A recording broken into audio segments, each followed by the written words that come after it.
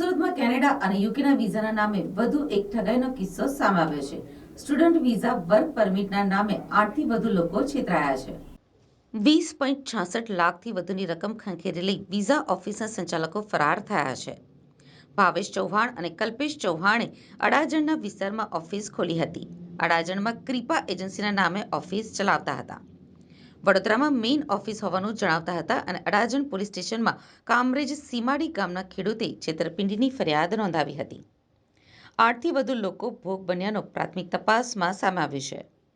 પ્રકાશભાઈને વિદેશમાં નોકરી અપાવવાના તેમજ વર્ક વિઝા કરાવી આપવાના બહાને રૂપિયા 6,86,500 પડાવ્યા હતા.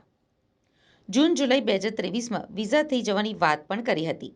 જોકે વિઝા નહીં થતાં પ્રકાશભાઈએ તેમના ભરેલા રૂપિયાની પરત માંગણી કરતા શરૂઆતમાં પૈસા પરત આપી દેવાની વાત કરી હતી. તે દરમિયાન પ્રકાશને ખબર પડી કે ચૌહાણ બંધુઓએ તેમના ઉપરાંત અન્ય 8 લોકો પાસેથી મળીને કુલ રૂપિયા 20,66,500 પડાવ્યા હતા.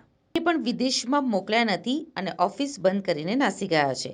પોલીસે પ્રકાશભાઈની ફરિયાદ લઈ ચૌહાણ બંધુ સામે છેતરપિંડીનો ગુનો દાખલ કરી તપાસ હાથ ધરી છે.